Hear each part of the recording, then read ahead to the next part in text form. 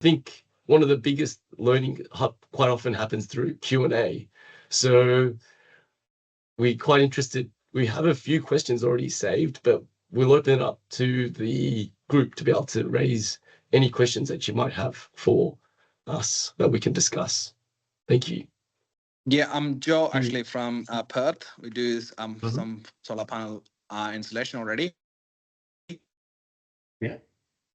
What sort of price range do you guys charge in globally, and also how do you do on the second-story houses, two-story houses? Yeah, so to answer the first part of the question, when it comes to pricing, this one's a tough one because everyone's different, right? Every business runs differently. There's sole traders, there's companies. Me, myself, I have a couple of teams that work for me as well. So, there's different expenses that come along with that. So a price that might work for me might not work for you. But I'd say what you need to do is work out what it's going to cost you to buy the product, how long it's going to take you to do the job, how much do you need to make in that time, and then what profit do you want to make on top. I can to give you a range, I suppose, here in Sydney, myself, for the smaller jobs, we're around $800, and that can go up to anywhere up to $2,000. I mean, on an average, we might be around the $1,200 mark. So definitely don't run to the bottom and go charging $500 or whatever for outrageous installs. Like I said, there's heaps of work out there. You don't want to be the cheap guy. In terms of two-story, so we get up there, we put in temporary anchor points, we put our harnesses on. If we're doing front edges, we do them off the ladder. Is there anything specifically for two-story that you're interested in, or? Yeah, with the anchor point, do you get a qualified person to do it, or do you do it yourself? So if you go to Bunnings, you can actually buy temporary anchor points. If it's a tiled roof, you can pull up a couple of tiles and you can use a like an anchor sash to attach to the rafters, making sure that they're strong enough to hold your body weight, of course. But if it's a metal roof, you can get a temporary anchor point, and you basically remove about 5 of the roof screws and then put them back in your anchor point, and that's where you'll harness your lifeline up to. In saying all of this, again, I'm not a safety expert, so this is sort of just some general advice, I suppose. Yeah, thanks. If you do the working at heights, they run you through that, and there's probably about 2-3 dozen different suppliers. Like here in Melbourne, and it varies from $250 to $400-$500 a course. It's half a day. They'll show you how to use it. They'll show you all the different anchor points. Just makes it a bit easier. Definitely worth doing it. Yeah, exactly. Yeah. Thanks for that. Just from a confidence perspective, and you're up there at heights, you put it right. You got your life in the hands of something you bought from Bunnings or Total Tools or anything like that. At least you know how it's connected properly, and that you're not going to fall off, because, as Andrew was saying, it's important to want it. One thing to do the job, it's another thing to make sure you get home alive. Yeah. Absolutely. Yeah. Thanks for that input, mate. We had Hugh before, and then we can answer all the live questions. I just got a few questions about the installation, and I just want to know, can we just stay on the solar panel, or we just sit on the solar panel to do the installation? Just like is how much weight can the solar panel support? No, so you should never ever walk on solar panels. I mean the blatant reason is because you're going to damage them. They may not crack immediately, or you may not see something damaged immediately, but what it causes is micro cracks within the actual cells of the solar. So the very thin wafer. It's about as thin as a human hair. So although they are quite robust and strong, the cells inside are quite fragile. And if you create micro cracks, sort of stress fractures, eventually, as the heat reacts to them over the years, they open up wider. They can lead to other things like hot spots and other stuff that can sort of void warranty and reduce production. Even in some cases, can create a hot spot, which can burn through and create a fire hazard as well. So no, you should never ever walk on solar panels. Thank you. And the second question is, like in the picture, I saw when you do the installation, the top of the mesh is just at the same level of the solar panel, and the bottom like kind of extend further. I just want to know if we do installation, and can we make the top is higher than the solar panel, and the bottom is just cover the gap, just the and No, I think I know what you mean. So it sort of sits straight. And again, the simple answer to that is no. If you've got the mesh sticking up over the height of the solar panel, one, if there's any leaves or any debris or anything that fall on the panels, it's going to get caught on there. But the second thing is it's also going to create some shading on the solar panel. So although it's very, very thin wire, it's still going to create some sort of shading. And then shading leads to a difference in temperature, which leads to hotspots, again, which can lead to loss of production or fire risks. So you want that mesh to be either level with the edge of the frame or below it. You don't want it over the top. Sure. Thank you. And another one question is, if we find like pigeon nest under the solar panel, can we just directly destroy? So we remove the nests if we turn up and there's nests under there. Like I said earlier, in some cases the solar panels have to get lifted and cleaned out, in which case if you're not a qualified person to be working on solar, you want to be working with a solar installer there to lift those panels up for you. A number of reasons for that. It's dangerous. You can damage it. If you do take the panels off and put them back on, then technically you take on the burden of the warranty as well. So there's a heap of reasons why you want a professional to do that, or even better, the original installer to do that. But yeah, in any case, we in my company, we don't put the mesh on unless the nests and the birds and everything's removed. And it comes back to the fire hazard. You know, we don't want to close it off. If there's sticks and leaves and grass underneath there creating a fire hazard, we want to remove that before we close it off. Okay, sure. Thank you. Yes. There was a couple of questions. Hi. Hi.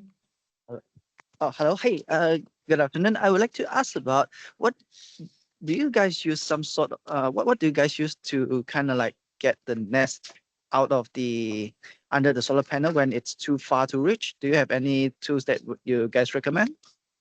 Yeah, so this is where you have to get a bit creative. And with us, you know, starting almost 7 years ago, there wasn't a lot of people out there to sort of ask about it or anything like that. So we basically had to build our own tools.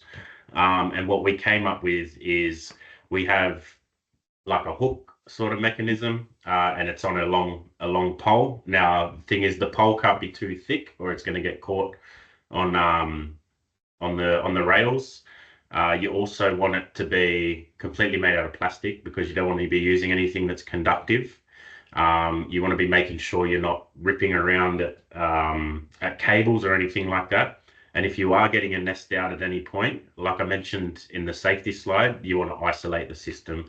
And that's just in case you do dislodge anything and there's an arc, you're protected, and the inverter is going to be protected as well. So yeah, you got to get a bit creative with some of the tools required for this job. I can tell you, definitely do not go squirting water under there, whether high pressure or low pressure.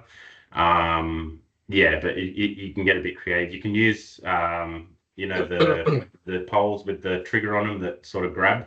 Sometimes they can come in handy. But yeah, there's different situations call for different things. But yeah, it's another one of those situations where the more you do it, you sort of learn, okay, well, I need something that's going to do it this way.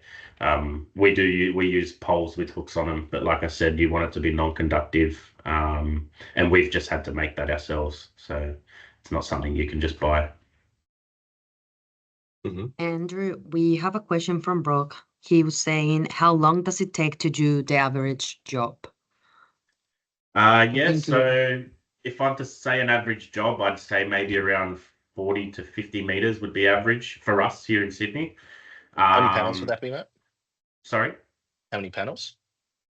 Probably around 20 to 30. is pretty average.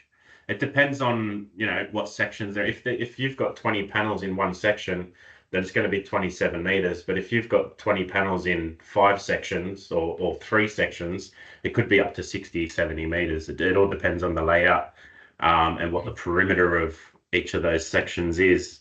For an average job, I have a team of 2 that I send out. And on average, they get it done in 2 to 2.5 hours. If it's a challenging job, it might lie up to 4 hours sometimes. If it's an easy job, you know, we've been in and out in 45 minutes in some cases. So every job is, you know, is different, has different challenges, whether it's got nests, whether it's got front edges. So you've sort of got to take it job by job. But yeah, I'd say generally speaking, with a team of 2 hours. That includes cleaning as well. Sorry, cleaning the solar panels too, which is probably about half an hour. Guys, we have another question from Thomas. He's asking, will there be preformed corners coming soon? That's an interesting one. I think the corners is always quite an area where we see quite creative ways to get around and navigating them. Not too sure if happy to hear, I guess, ideas on how we could make it simpler. The way that we've seen many installers get around corners is with cutting or without cutting. You can either fold the excess to be able to navigate the corners, whether it's inside or out, or you can cut a relief to be able to bring the corners in to still let it fan out like you see in the image, without making that difficult, without I guess having to cutting the whole piece of the mesh.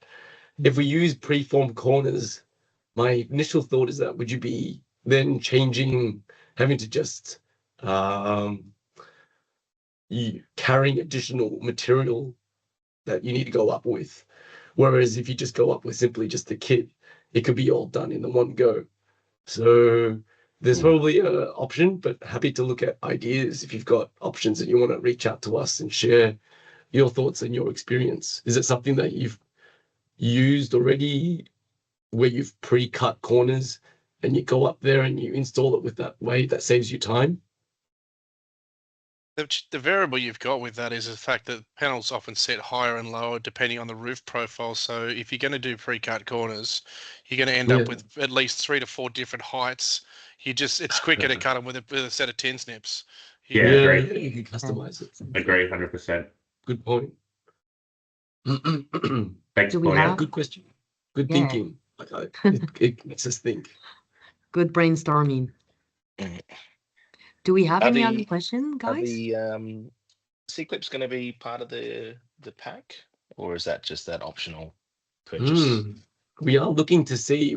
I feel like we can refine that further, and so for that reason, we wanted to see more feedback in terms of what else we could do to enhance the design before we fit it into the kits. And so there will be a point where we might transition where the fasteners that we currently have become the supplementary, and then the sort of the quick clips become the primary. But we'd love to get more feedback before we make that change right now. But yes, it should. That's sort of the long-term direction that we're thinking. Yep. Mark Wilson, you have raised your hand, so go for it. Yeah, just a quick question for Andrew. What's involved in cleaning? Just a bit of a dopey question, I guess. In cleaning? Yeah, so we use battery-operated rotary brush. So it's basically got 2 round heads on the end. It's on a telescopic pole, which is a water-fed pole. And we filter our water as well using deionization, which basically removes all the minerals and chemicals from the water, so you don't get any sort of residue left over. But that's about it, mate. There's a lot of things you've got to watch and be careful of, not to void warranties and not to damage the panels, and obviously to stay safe. But yeah, if I was to put it in the simplest terms possible, it's pure water and a water-fed brush. Yeah. Yes, there's no detergents used for that. No, there is options out there if there's lichen buildup or in the commercial space we see metal oxide or cement dust, that sort of stuff. There's options for that which is approved to be used on solar. Yep. But you can't just go and use any old chemicals because yeah. ultimately you've got that arc which I was talking about, the anti-reflective coating, which can be damaged, and then the seals are just silicon, right? So we don't want to be using any harsh chemicals or anything like that. You end up with water ingress and then major issues from there. And can you do most of them from the ground?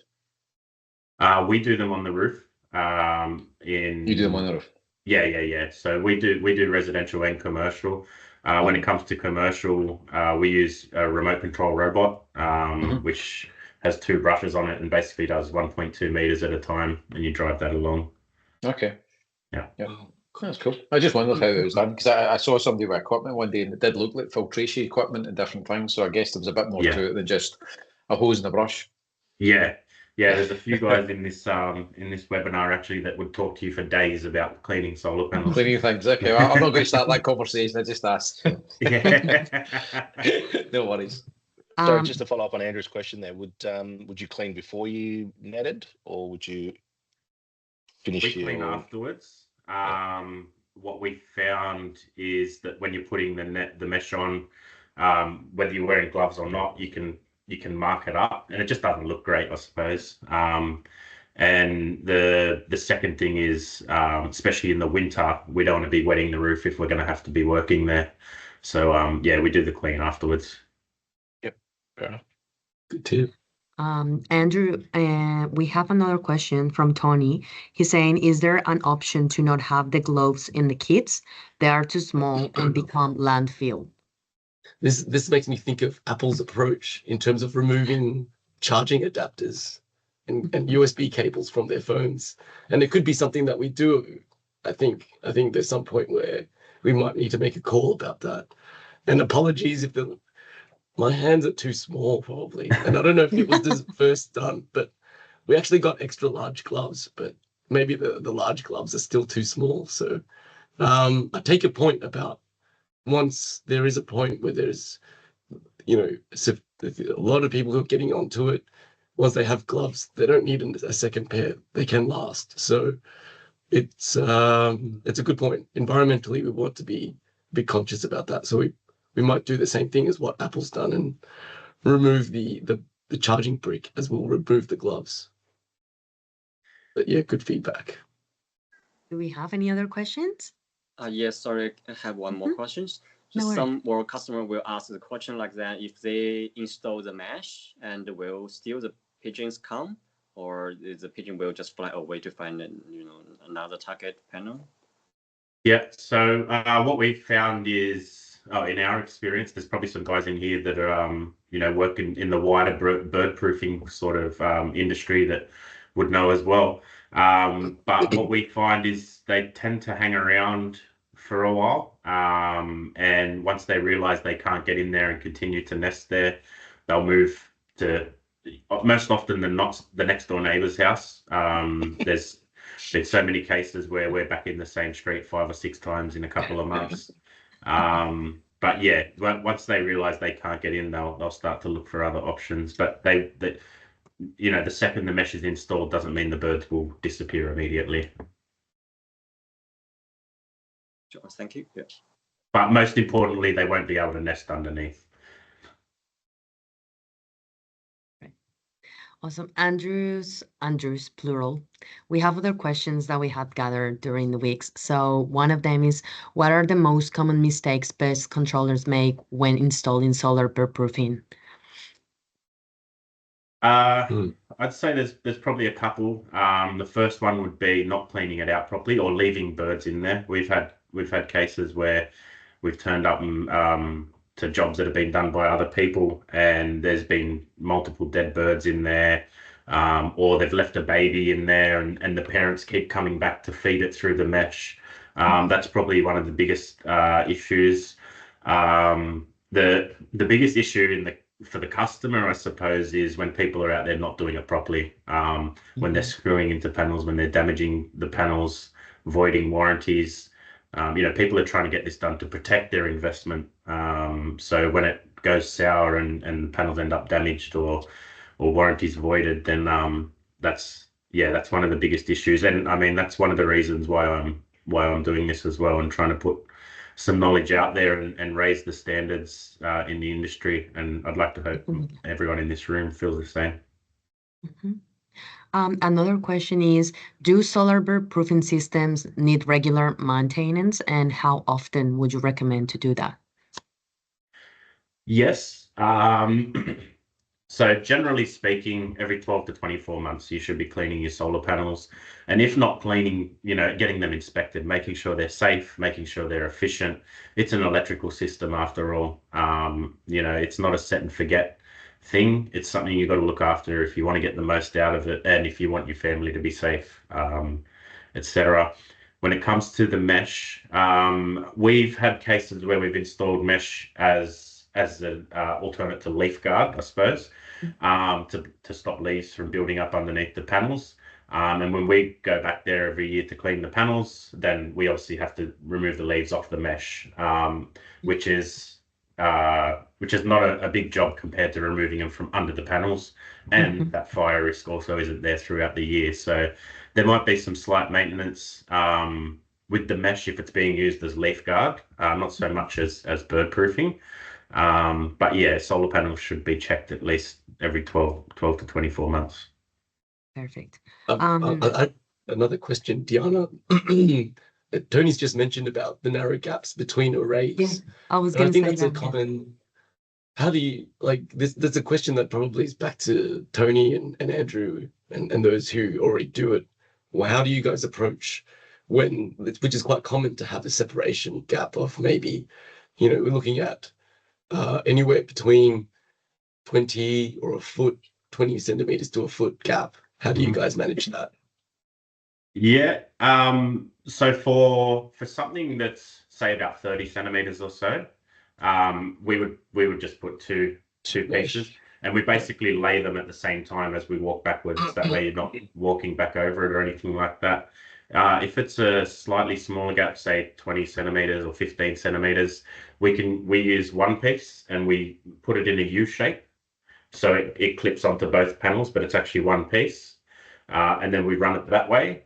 And if it's any smaller than that, our general rule of thumb in my business is if you can't fit a fist through, then it's highly likely that the birds won't get in. In saying that, we have had one case where there was miners and they were very stubborn and they were actually squeezing through a small gap. In that case, we got the installer out, we loosened off the brackets and we slid the panels down and closed the gap up. Tony, you might have different experiences. Yeah, mine are very similar to your experiences where I've done the same thing. You put a U shape between them, or you get the panels pushed together just to close up that gap. Sometimes I try and preempt that and actually have a chat with the client beforehand and say, hey, look, if we can do that now, it's going to save probably an hour's worth of work, and it's going to save, probably 10 to 15, 20 meters of material as well. So it's a cost saving thing there. So but it's just more, that question was more so in regards to any installers in here. Try and avoid it, because for us guys coming along behind it, it is an absolute pain in the ass. Yeah. And while we're on installers, if you're installing right on the gutter line, don't do it. 100% agree with that. Yeah. Absolutely. KZ, did you have something to share? Sorry. Oh, No, it's okay. yeah, sorry. Just in regard, much the same with the we just get the owners to get in touch with the installers to close the gap, because we've come across a few of them, and it's just even you're on a second story tiled roof trying to balance in between even 20 centimeter gap walking backwards. You've got risk of tripping, risk of breaking a tile, replacing a tile through a gap that big is going to be next to impossible. So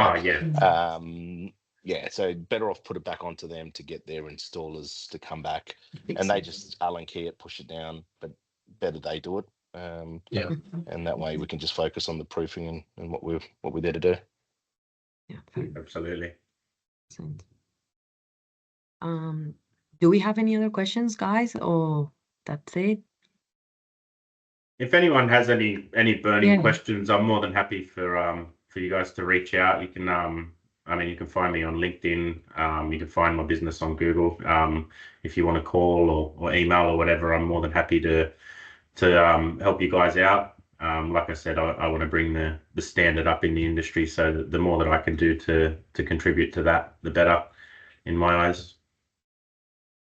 Yeah, and the same applies with Vexo. Whatever information you require from the product perspective or whatever we can do to help you out, by all means, reach out. And after the webinar, we'll send you the video of the webinar and access to like short clips as well, so you have the information to go back to it every time you need it.